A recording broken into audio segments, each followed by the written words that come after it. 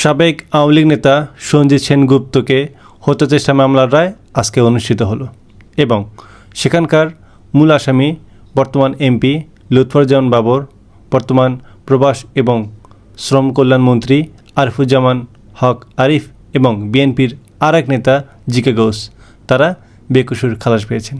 কিন্তু জমিয়ত নেতা হাফেজ নাঈম আহমেদকে ফাঁসির রায় দেওয়া হয়েছে।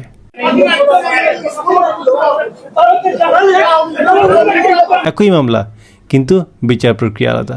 11 জন আসামি থাকা সত্ত্বেও একজন আলিমের হাফিজে কোরআনে কিভাবে কোনো এভিডেন্স ছাড়া 47টা সাক্ষীর মাঝে একটা সাক্ষীও আপনার ওনার নাম হয়েছে না, কঠিনভাবে নির্যাতন হইরা 2006 সালে আপনার এই যে 111 যে কুচক্রী মহল ওরা নির্যাতন হইরা আমার বাইরে বিএনপি সরকারে তৎকালীন বিএনপি সরকারে এই বিশ্বের কাছে বিলটি বানাইবা লাগে তারা জঙ্গি নাটক সাজাইছে আমার বাইরে। ক্ষমতা যখন যার হাতে তখন সে সেভাবে ব্যবহার করে। আজকে যদি বিএনপি ক্ষমতা না থেকে যদি আওয়ামী লীগ ক্ষমতা থাকতো, তাহলে কি বাবর সাহেব, আরিফ সাহেব, জিকে গৌস তারা কি বেকসুর খালাস পেতেন? আপনারা জানেন আমাকে ধরা হয়েছিল এবং তারেক রহমান ইসলাম মিথ্যা সাক্ষী দেওয়া হয়।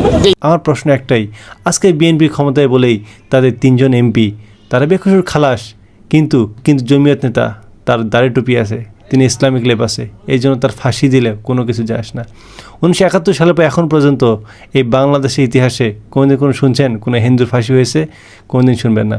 সব ফাঁসি কাদের হয়েছে জানেন? সব ফাঁসি এই যে দেখে আপনি নামাজ পড়েন, দাড়ি টুপি পড়েন, আপনার জঙ্গি ট্যাগ দেবে, বিভিন্নভাবে আপনার ফাঁসি দেওয়াকে আপনার জায়েজ করে দেওয়া হয়েছে। কিন্তু যারা আসল খুনি আসামি, যারা সন্ত্রাসী কর্মকাণ্ড করে, তাদেরকে কখনো বিচারের আওতায় আনতে পারেনি। আর বিচারের আওতায় আনতে পারলেও তাদেরকে 5 স্টার হোটেলের মতো সেই জেলখানায় রাখা হয়, কিন্তু তাদের সত্যিকার অর্থে বিচার বা ফাঁসিতে ঝোলানো আজ পর্যন্ত কোনো সরকারের ক্ষমতা হয়নি, কারণ সরকার তাদের ম্যান্ডেটেই চলে। বর্তমান সরকার চলতেছে ঠিক একই অবস্থা। আজকে বিএনপি সরকার বলে তাদের ক্ষমা করে দিয়েছে, কিন্তু জমিয়ত নেতা তারা তো ক্ষমতায় নেই, তাই তাকে ফাঁসি দিলেই কি না দিলেই কি, কে বা রাস্তায় নামবে, কেউ বা আন্দোলন করবে। আচ্ছা, ভুলে যদি মনে করুন লুৎফুজ্জামান বাবর বা কাউকে যদি ফাঁসি একটা রায় দিত, সারা বাংলাদেশ উত্তাল হয়ে যেত, তার এলাকা উত্তাল হয়ে যেত, রাস্তাঘাট সব বন্ধ হয়ে যেত।